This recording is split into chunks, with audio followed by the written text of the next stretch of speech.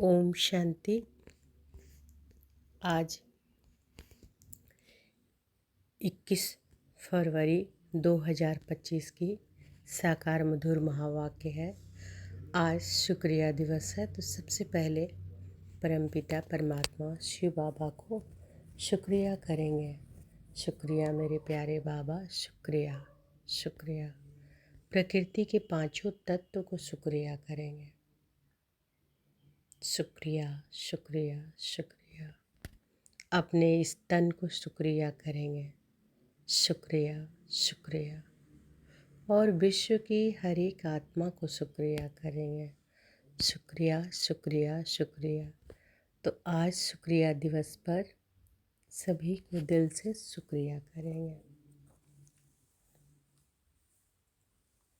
परमात्मा पिता जो मुझे अपना बनाए, ज्ञान का तीसरा नेत्र दिया, हर दिन हमें पढ़ाने के लिए आते हैं। परमात्मा की पालना में पलने वाली भाग्यशाली आत्मा हम सब हैं। तो परमात्मा पिता शिव बाबा को तहे दिल से हर क्षण शुक्रिया करेंगे। और प्रकृति के पांचों तत्व जिसने हमें स्वस्थ शरीर दिया, भोजन, पानी, पेड़ पौधे, शुद्ध वायु दिया, तो प्रकृति के पांचों तत्व को शुक्रिया। इस तन को शुक्रिया, क्योंकि इस तन में ही मैं आत्मा बैठ के परमात्मा पिता की महावाक्य को सुन रही हूँ, पढ़ रही हूँ, कर्मेंद्रियों द्वारा कार्य करा रही हूँ। तो इस तन को भी शुक्रिया जो साथ दे रहा है। और विश्व की हर एक आत्मा को शुक्रिया शुक्रिया। तो आज की मधुर महावाक्य में बाबा बोले, मीठे बच्चे, पास विद ऑनर होना है तो बुद्धि युक्त थोड़ा भी कहीं नहीं भटके। पास विद ऑनर होना है तो बुद्धि युक्त थोड़ा भी कहीं ना भटके। एक बाबा की याद रहे, देह को याद करने वाले उच्च पद पा नहीं सकते। तो बाबा क्या बोल रहे हैं कि पास विद ऑनर होना है तो बुद्धि योग थोड़ा भी कहीं ना भटके। एक बाप की याद रहे, देह को याद करने वाले उच्च पद पा नहीं सकते। प्रश्न है, सबसे ऊंची मंजिल कौन सी है? उत्तर है, आत्मा जीते जी मरकर एक बाप की बने और कोई याद ना आए, देह अभिमान बिल्कुल छूट जाए, यही है ऊंची मंजिल। निरंतर देही अभिमानी अवस्था बन जाए, यह है बड़ी मंजिल। इसी से कर्मातीत अवस्था को प्राप्त करेंगे। तो सबसे ऊंची मंजिल कौन सी है? कि आत्मा जीते जी मरकर एक बाप की बने और कोई याद ना आए, देह अभिमान बिल्कुल छूट जाए, यही है ऊंची मंजिल। निरंतर देही अभिमानी है ना, निरंतर देही अभिमानी की इस देह को चलाने वाली मैं कौन हूँ? देही हूँ, शक्ति हूँ, आत्मा हूँ। तो बाबा कहते हैं निरंतर देही अभिमानी अवस्था बन जाए, यह है बड़ी मंजिल। इसी से कर्मातीत अवस्था को प्राप्त करेंगे। आज का गीत है, तू प्यार का सागर है। ओम शांति। अब यह गीत भी रॉन्ग है। प्यार के बदले होना चाहिए ज्ञान का सागर। प्यार का कोई लोटा नहीं होता, लोटा गंगा जल आदि का होता है। तो यह है भक्ति मार्ग की महिमा, यह है रॉन्ग और वह है राइट। पहले पहले तो ज्ञान का सागर है। बच्चों में थोड़ा भी ज्ञान है तो बहुत उच्च पद प्राप्त करते हैं। बच्चे जानते हैं कि अब इस समय हम बरोबर चैतन्य दिलवाड़ा मंदिर में के भांति हैं।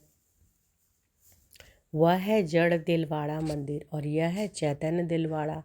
यह भी वंडर है ना। जहाँ जड़ यादगार है वहाँ तुम चैतन्य आकर बैठे हो। परंतु मनुष्य कुछ समझते थोड़े ही हैं। आगे चलकर समझेंगे कि बरोबर यह गॉड फादरली यूनिवर्सिटी है। यहाँ भगवान पढ़ाते हैं, इससे बड़ी यूनिवर्सिटी और कोई हो ना सके। और यह भी समझेंगे कि यह तो बरोबर चैतन्य दिलवाड़ा मंदिर है। यह दिलवाड़ा मंदिर तुम्हारा एक्यूरेट यादगार है। ऊपर छत में सूर्यवंशी चंद्रवंशी हैं, नीचे आदि देव आदि देवी हैं और बच्चे बैठे हैं। इनका नाम है ब्रह्मा। फिर सरस्वती हैं, ब्रह्मा की बेटी। तो बाबा क्या कह रहे हैं कि दिलवाड़ा मंदिर जो है वह क्या है, जड़ यादगार है और तुम सब चैतन्य में हो, वही बाबा कह रहे हैं। वो दिलवाड़ा मंदिर तो देखे होंगे बहुत लोगों ने, जो मधुबन गए होंगे वो ज़रूर देखे होंगे। तो वही बाबा कह रहे हैं कि इससे बड़ी यूनिवर्सिटी और कोई हो ना सके, और यह भी समझेंगे कि यह तो बरोबर चैतन्य दिलवाड़ा मंदिर है। यह दिलवाड़ा मंदिर तुम्हारा एक्यूरेट यादगार है। ऊपर में दिलवाड़ा मंदिर में छत में सूर्यवंशी चंद्रवंशी है, नीचे आदि देव आदि देवी और बच्चे बैठे हैं। इनका नाम है ब्रह्मा। फिर सरस्वती है, ब्रह्मा की बेटी। प्रजापिता ब्रह्मा है तो जरूर गोप गोपियाँ भी होंगे ना। वह है जड़ चित्र जो पास्ट होकर गए हैं, उन्हों के चित्र फिर बने हुए हैं। कोई मरता है तो झट इनका चित्र बना देते हैं। उनकी पोजीशन बायोग्राफी का तो पता है नहीं, ऑक्यूपेशन नहीं लिखे तो यह चित्र कोई काम ना रहे। मालूम पड़ता है फलाने ने यह कर्तव्य किया है। अब यह जो देवताओं के मंदिर है, उन्हों के ऑक्यूपेशन बायोग्राफी का किसी को पता नहीं है। उच्च ते उच्च शिव बाबा को कोई भी नहीं जानते हैं। इस समय तुम बच्चे सबकी बायोग्राफी को जानते हो। मुख्य कौन कौन होकर गए हैं जिन्हों को पूछते हैं। उच्च ऊंच है भगवान। शिवरात्रि भी मनाते हैं तो जरूर उनका अवतरण हुआ है, परंतु कब हुआ, उसने क्या कर दिया। तो बाबा क्या कह रहे हैं, शिवरात्रि भी मनाते हैं तो जरूर उसने क्या कर किया। शिवरात्रि भी मनाते हैं तो जरूर उनका अवतरण हुआ, परंतु कब हुआ, उसने क्या कर किया, यह किसी को भी पता नहीं। शिव के साथ है ही ब्रह्मा। आदि देव और आदि देवी कौन है, उन्हों को इतनी भुजाएं क्यों दी है, क्योंकि वृद्धि तो होती है ना। प्रजापिता ब्रह्मा से कितनी वृद्धि होती है। ब्रह्मा के लिए ही कहते हैं 100 भुजाएं 1000 भुजाओं वाला। विष्णु और शंकर के लिए इतनी भुजाएं नहीं कहेंगे, ब्रह्मा के लिए क्यों कहते हैं। यह प्रजापिता ब्रह्मा की ही सारी वंशावली है ना, यह कोई बाहों की बात नहीं है। वह भल कहते हैं कि 1000 भुजाओं वाला ब्रह्मा, परंतु अर्थ थोड़े ही समझते। अब तुम प्रैक्टिकल में देखो, ब्रह्मा की कितनी भुजाएं हैं। यह है बेहद की भुजाएं। प्रजापिता ब्रह्मा को तो सब जानते हैं, परंतु ऑक्यूपेशन को नहीं जानते। आत्मा की तो बाहें नहीं होती, बाहें शरीर की होती है। इतने करोड़ ब्रदर्स हैं तो उन्हों की भुजाएं कितनी हुई। परंतु पहले जब कोई पूरी रीति ज्ञान को समझे तब याद में यह बातें सुनानी है। पहली पहली मुख्य बात है, एक बाप कहते हैं मुझे याद करो और वर्ष को याद करो। फिर ज्ञान का सागर भी गाया हुआ है। कितनी अथाह पॉइंट्स है, इतनी सब पॉइंट्स तो याद रह ना सके। बाबा क्या बोले थे कि पॉइंट्स, एक दिन मुरली में बोले थे ना कि पॉइंट्स जो होता है उसको लिखे और लिख कर देखना भी है, लिख कर उसको धारण भी करना है, क्योंकि इतनी सारी जो पॉइंट्स है वह हमेशा याद नहीं रहेगा। तो आज भी बाबा यही बात बोल रहे हैं कि कितनी अथाह पॉइंट्स सुनाते हैं, इतनी सब पॉइंट्स तो याद रह ना सके। तंत यानी सार बुद्धि में रह जाता है, पिछाड़ी में तंत हो जाता है मन मना भव। ज्ञान का सागर श्री कृष्ण को नहीं कहेंगे, वह है रचना। रचता एक ही बाप है। बाप को सबको वर्षा देंगे घर ले जाएंगे, बाप ही सबको वर्षा देंगे घर ले जाएंगे। बाप का तथा आत्माओं का घर ही है, घर है ही साइलेंस होम। विष्णुपुरी को बाप का घर नहीं कहेंगे, घर है मूल वतन जहाँ आत्माएं रहती हैं। यह सब बातें सेंसिबल बच्चे ही धारण कर सकते हैं। इतना सारा ज्ञान कोई की बुद्धि में याद रह ना सके, ना इतने कागज लिख सकते हैं। यह मुरलियाँ भी सबकी सब इकट्ठी करती जाएं तो इतने सारे हॉल से ही जास्ती हो जाए। उस पढ़ाई में भी कितनी ढेर किताब होते हैं। इम्तिहान पास कर लिया फिर तंत बुद्धि में बैठ जाता है। तंत यानी सार बाबा बोले न, बैरिस्ट्री का इम्तिहान पास कर लिया, एक जन्म लिए अल्पकाल सुख मिल जाता है, वह है विनाशी कमाई। तुमको तो एक बाप अविनाशी कमाई कराते हैं भविष्य के लिए, बाकी जो भी गुरु गोसाई आदि हैं वह सब विनाशी कमाई कराते हैं, विनाश के नज़दीक आते जाते हैं, कमाई कम होती जाती है। तुम कहेंगे कमाई तो बढ़ती जाती है, परंतु नहीं, यह तो सब खत्म हो जाना है। आगे राजाओं आदि की कमाई चलती थी, अभी तो वे भी नहीं है। तुम्हारी कमाई तो कितना समय चलती है? तुम जानते हो कि यह बना बनाया ड्रामा है जिसको दुनिया में कोई नहीं जानते हैं। तुम्हारे में भी नंबरवार हैं जिनको धारणा होती है, कई तो बिल्कुल कुछ भी समझा नहीं सकते हैं। कोई कहते हैं कि हम मित्र संबंधियों आदि को समझाते हैं, वह भी तो अल्पकाल हुआ ना, औरों को प्रदर्शनी आदि क्यों नहीं समझाते? पूरी धारणा नहीं है, अपने को मियाँ मिट्ठू तो नहीं समझना है ना। सर्विस का शौक है तो अच्छी रीति समझाते हैं, उनका सुनना चाहिए। बाप उच्च पद प्राप्त कराने आए हैं तो पुरुषार्थ करना चाहिए ना, परंतु तकदीर में नहीं है।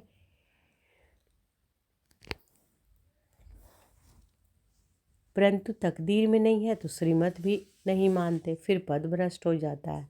ड्रामा प्लान अनुसार राजधानी स्थापन हो रही है, उसमें तो सब प्रकार के चाहिए ना। बच्चे समझ सकते हैं, कोई अच्छी प्रजा बनने वाले हैं, कोई कम। बाप कहते हैं कि हम तुमको राजयोग सिखलाने आया हूँ। दिलवाड़ा मंदिर के राजाओं के चित्र है ना, जो पूज्य बनते हैं वही फिर पुजारी बनते हैं। राजा रानी का मर्तबा तो ऊंचे है ना, फिर वाम मार्ग में आते हैं, तब भी राजाई अथवा बड़े बड़े साहूकार तो हैं। जगन्नाथ के मंदिर में सबको ताज दिखाया है, प्रजा को तो ताज नहीं होगा। ताज वाले राजाएं भी बेकार में दिखाते हैं। सुख संपत्ति तो उन्हों को बहुत होगी, संपत्ति कम जास्ती तो होती है, संपत्ति कम जास्ती तो होती ही है। हीरे के महल और चांदी के महल तो में फर्क तो होता है। तो बाप बच्चों को कहेंगे अच्छा पुरुषार्थ कर उच्च पद पाओ। बाप क्या कह रहे हैं बच्चों को? अच्छा पुरुषार्थ कर उच्च पद पाओ। राजाओं को सुख जास्ती होता है, वहाँ सब सुखी होते हैं। जैसे यहाँ सबको दुख है, बीमारी आदि तो सबको होती ही है, वहाँ सुखी सुख है, फिर भी मर्तबे तो नंबरवार है। बाप सदैव कहते हैं पुरुषार्थ करते रहो, सुस्त मत बनो। पुरुषार्थ से समझा जाता है ड्रामानुसार इनकी सदगति इस प्रकार इतनी ही होनी है। अपनी सदगति के लिए श्रीमत पर चलना है। टीचर की मत पर स्टूडेंट ना चले तो कोई काम के नहीं। नंबरवार पुरुषार्थ अनुसार तो सब हैं। अगर कोई कहते हैं कि हम यह नहीं कर सकेंगे तो बाकी क्या सीखेंगे? सीख कर होशियार होना चाहिए। जो कोई भी कहे कि यह समझाते तो बहुत अच्छा है, परंतु आत्मा जीते जी मरकर एक बाप की बने और कोई याद ना आए, देह अभिमान छूट जाए, यह है ऊंची मंजिल। सब कुछ भूलना है, पूरी देही अभिमानी अवस्था बन जाए, यह बड़ी मंजिल है। वहाँ आत्माएं है ही अशरीरी, फिर यहाँ आकर देह आत्माएं फिर यहाँ आकर देह धारण करती है। तो बाबा क्या करें कि वहाँ आत्माएं हैं ही अशरीरी, फिर यहाँ आकर देह धारण करती है। अशरीरी कहाँ है? मूल वतन में। अब फिर यहाँ इस देह में होते हुए अपने को अशरीरी समझना है ना। तो बाबा क्या कह रहे हैं कि अब अपने को इस देह में रहते हुए भी अशरीरी समझना है। यह मेहनत बड़ी भारी है। अपने को आत्मा समझ कर्मातीत अवस्था में रहना है। सर्प को भी अकल है ना, पुरानी काल छोड़ देते हैं तो तुमको देह अभिमान से कितना निकलना है। मूल वतन में तुम हो देही अभिमानी, मूल वतन में तुम हो देही अभिमानी। यहाँ देह में होते अपने को आत्मा समझना है। देह अभिमान टूट जाना चाहिए। कितना भारी इम्तिहान है, भगवान को खुद आकर पढ़ाना पड़ता है। ऐसे और कोई कह ना सके कि देह के सब संबंध छोड़ मेरा बनो, अपने को निराकार आत्मा समझो। कोई भी चीज़ का भान ना रहे। माया एक दो की देह में बहुत फंसाती है, इसलिए बाबा कहते हैं इस साकार को भी याद नहीं करना है। बाबा कहते कि तुमको तो अपनी देह को भी भूलना है, एक बाप को याद करना है। इसमें बहुत मेहनत है। माया अच्छे अच्छे बच्चे को भी नाम रूप में लटका देती है। यह आदत बड़ी खराब है। शरीर को याद करना यह तो भूतों की याद हो गई। हम कहते हैं एक शिव बाबा को याद करो, तुम फिर 5 भूतों को याद करते हो। देह से बिल्कुल लगाव नहीं होना चाहिए। ब्राह्मणी से भी सीखना है, ना कि उनके नाम रूप में लटकना है। तो बाबा क्या कह रहे हैं कि देह में नहीं लटकना है, सिर्फ और सिर्फ एक बाबा को याद करना है। देह में बिल्कुल भी लगाव नहीं होना चाहिए। बाबा कहते ब्राह्मणी से भी सीखना है, ना कि उनके नाम रूप में लटकना है। उनके नाम रूप में नहीं लटकना है कि भाई जो दीदी पढ़ा रही हैं चाहे वो हैं, उनके ये में नहीं लटकना है। देही अभिमानी बनने में ही मेहनत है। बाबा के पास भल चाट बहुत बच्चे भेज देते हैं, परंतु बाबा उस पर विश्वास नहीं करता है। कोई तो कहते हैं कि हम शिव बाबा के सिवाय और किसी को याद नहीं करते हैं, परंतु बाबा जानते हैं। पाई भी याद नहीं करते हैं। याद की तो बड़ी मेहनत है, कहाँ न कहाँ फंस पड़ते हैं। देहधारी को याद करना यह तो 5 भूतों की याद है। तो देहधारी को अगर याद करते तो ये किसको याद करें? 5 भूतों को। इनको भूत पूजा कहा जाता है, भूत को याद करते हैं। यहाँ तो तुमको एक शिव बाबा को याद करना है। तो भूतों को याद कर रहे हैं। भूत किसको बाबा बोल रहे हैं? देहधारी को। कि देहधारी को अगर याद करते हैं तो यानी 5 भूतों को याद करते हैं। यहाँ तो तुमको एक शिव बाबा को याद करना है। पूजा की तो बात नहीं, भक्ति का नाम निशान गुम हो जाता है। फिर चित्रों को क्या याद करना, वह भी मिट्टी के बने हुए हैं। बाप कहते हैं यह सब भी ड्रामा में नूंद है। अब फिर तुमको पुजारी से पूज्य बनाता हूँ। कोई भी शरीर को याद नहीं करना है, सिवाय एक बात के। आत्मा जब पावन बन जाएगी तो फिर शरीर भी पावन मिलेगा। अभी तो यह शरीर पावन नहीं है। पहले आत्मा जब सतो प्रधान से सतो रजो तमो में आती है तो शरीर भी उस अनुसार मिलता है। अभी तुम्हारी आत्मा पावन बनती जाएगी, लेकिन शरीर अभी पावन नहीं होगा। यह समझने की बातें हैं। यह पॉइंट्स भी उनकी बुद्धि में बैठेगी जो अच्छी रीति समझकर समझाते रहते हैं। सतो प्रधान आत्मा को बनना है। बाप को याद करने की बड़ी ही मेहनत है। बाबा को याद करने की ही बड़ी मेहनत है। तो आज पूरा महावाक्य में बाबा यही बोल रहे हैं कि मेहनत क्या है? बाबा को याद करना। घड़ी घड़ी भूल जाते, देह अभिमान में आ जाते। बाबा कहते देही अभिमानी बनो। तुम अशरीरी थे, मूल वतन में थे तो क्या थे? अशरीरी थे। तो अभी शरीर में रहते हुए भी अपने आप को अशरीरी समझना है।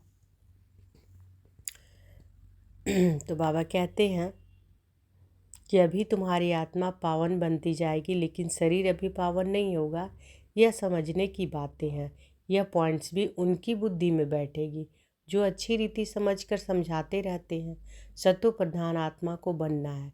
बाप को याद करने की ही बड़ी मेहनत है। कईयों को तो जरा भी याद नहीं रहती है। पास विद ऑनर बनने के लिए बुद्धि योग थोड़ा भी कहीं नहीं भटके। एक बाप की ही याद रहे, परंतु बच्चों का बुद्धि योग भटकता रहता है। जितना बहुतों को आप समान बनाएंगे उतना ही पद मिलेगा। देह को याद करने वाले कभी उच्च पद पा न सके। यहाँ तो पास विद ऑनर होना है। मेहनत बिगर यह पद कैसे मिलेगा? देह को याद करने वाले कोई पुरुषार्थ नहीं कर सकते। बाप कहते हैं पुरुषार्थ करने वाले को फॉलो करो। यह भी पुरुषार्थ है ना, पुरुषार्थी है ना। यह बड़ा विचित्र ज्ञान है। दुनिया में किसी को भी पता नहीं, किसी के भी बुद्धि में नहीं बैठेगा कि आत्मा की चेंज कैसे होते हैं। किसी के भी बुद्धि में नहीं बैठेगा कि आत्मा की चेंज कैसे होती है। यह सारी गुप्त मेहनत है। बाबा भी गुप्त है। तुम राजाई कैसे प्राप्त करते हो? लड़ाई झगड़ा कुछ भी नहीं है, ज्ञान और योग की ही बात है। हम कोई से लड़ते नहीं हैं। यह तो आत्मा को पवित्र बनाने के लिए मेहनत करनी है। आत्मा जैसे जैसे पतित बनती जाती है तो शरीर भी पतित लेती है। फिर आत्मा को पावन बनकर जाना है। बहुत मेहनत है। बाबा समझ सकते हैं कौन कौन पुरुषार्थ करते हैं।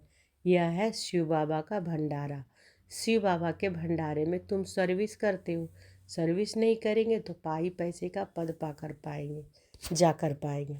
सर्विस नहीं करेंगे तो पाई पैसे का पद जाकर पाएंगे। बाप के पास सर्विस के लिए आए और सर्विस नहीं की तो क्या पद मिलेगा। यह राजधानी स्थापन हो रही है, इसमें नौकर चाकर आदि सब बनेंगे ना। अभी तुम रावण पर जीत पाते हो, बाकी और कोई लड़ाई नहीं है, यह समझाया जाता है। कितनी गुप्त बात है, योग बल से विश्व की बादशाही तुम लेते हो। तुम जानते हो कि हम अपने शांति धाम के रहने वाले हैं। तुम बच्चों को बेहद का घर ही याद है। यहाँ हम पाठ बजाने आए हैं, फिर जाते हैं अपने घर। आत्मा कैसे जाती है यह भी कोई समझते नहीं। ड्रामा प्लान अनुसार आत्माओं को आना ही है। अच्छा, अब बाबा का याद प्यार लीजिए। मीठे मीठे सीखी लदे बच्चों प्रति माता पिता बाप दादा का याद प्यार और गुड मॉर्निंग। रूहानी बाप की रूहानी बच्चों को नमस्ते। हम रूहानी बच्चों की रूहानी माता पिता बाप दादा को याद प्यार गुड मॉर्निंग और नमस्ते नमस्ते नमस्ते। शुक्रिया बाबा, शुक्रिया। धारणा के लिए मुख्य सार। आज बाबा धारणा करने के लिए बोले हैं। पहला, किसी भी देहदारी से लगाव नहीं रखना है। शरीर को याद करना भी भूतों को याद करना है। तो हमेशा ध्यान रखें, जब किसी का ध्यान आता है, शरीर का ध्यान आता है, तो बाबा क्या बोल रहे हैं? शरीर का ध्यान अर्थात शरीर को याद करना, अर्थात क्या कि भूतों को याद कर रहे हैं। शरीर को याद करना भी भूतों को याद करना है। इसलिए किसी के नाम रूप में भी नहीं लटकना है, अपनी देह को भी भूलना है। दूसरा, भविष्य के लिए अविनाशी कमाई जमा करनी है। सेंसिबल बन ज्ञान की पॉइंट्स को बुद्धि में धारण करना है। जो बाप ने समझाया वह समझकर दूसरों को सुनाना है। तो बाबा क्या कह रहे हैं कि अविनाशी कमाई जमा करनी है भविष्य के लिए, है ना। क्योंकि अभी जो यहाँ पुरुषार्थ करेंगे उसका प्रारब्ध भविष्य में मिलेगा ना। तो बाबा वही कह रहे हैं, भविष्य के लिए अविनाशी कमाई जमा करनी है। सेंसिबल बन ज्ञान की पॉइंट्स को बुद्धि में धारण करना है। सेंसिबल बन, जो बाप ने समझाया है यह समझकर दूसरों को सुनाना है। बाबा ने वरदान दिया है तो अनुभव करें कि बाबा का वरदहस्त हमारे सिर पर है। बाबा ने वरदान दिया, कल्प कल्प के विजय की स्मृति के आधार पर माया दुश्मन का आवाहन करने वाले महावीर विजयी भव। कल्प कल्प के विजय की स्मृति के आधार पर माया दुश्मन का आवाहन करने वाले महावीर विजयी भव। महावीर विजयी बच्चे पेपर को देखकर घबराते नहीं, क्योंकि त्रिकालदर्शी होने के कारण जानते हैं कि हम कल्प कल्प के विजयी हैं। महावीर कभी ऐसे नहीं कह सकते कि बाबा हमारे पास माया को ना भेजो, कृपा करो, आशीर्वाद करो, शक्ति दो, क्या करूं, कोई रास्ता दो। यह भी कमजोरी है। महावीर तो दुश्मन का आह्वान करते हैं कि आओ और हम विजयी बने। स्लोगन है, समय की सूचना है, समान बनो, संपन्न बनो। तो समय की सूचना क्या है? समान बनो, संपन्न बनो, अव्यक्त इशारे, एकांत प्रिय बनो, एकता और एकाग्रता को अपनाओ। कोई भी सिद्धि के लिए एक तो एकांत, दूसरी एकाग्रता, दोनों की विधि द्वारा सिद्धि को पाते हैं। कोई भी सिद्धि के लिए एक तो एकांत, दूसरी एकाग्रता, दोनों की विधि द्वारा सिद्धि को पाते हैं। जैसे आपके यादगार चित्रों द्वारा सिद्धि प्राप्त करने वालों की विशेष दो बातों की विधि अपनाते हैं, एकांतवासी और एकाग्रता। यही विधि आप भी साकार में अपनाओ। एकाग्रता कम होने के कारण ही दृढ़ निश्चय की कमी होती है। एकांतवासी कम होने के कारण ही साधारण संकल्प बीज को कमज़ोर बना देते हैं। इसलिए इस विधि द्वारा सिद्धि स्वरूप बनो। तो इस विधि द्वारा सिद्धि स्वरूप बनो। तो आज की मधुर महावाक्य में बाबा क्या क्या बोले? बाबा बोले कि पास विद ऑनर बनना है तो बुद्धि युक्त थोड़ा भी कहीं नहीं भटके, एक बाप की याद रहे। देह को याद करने वाले उच्च पद पा नहीं सकते।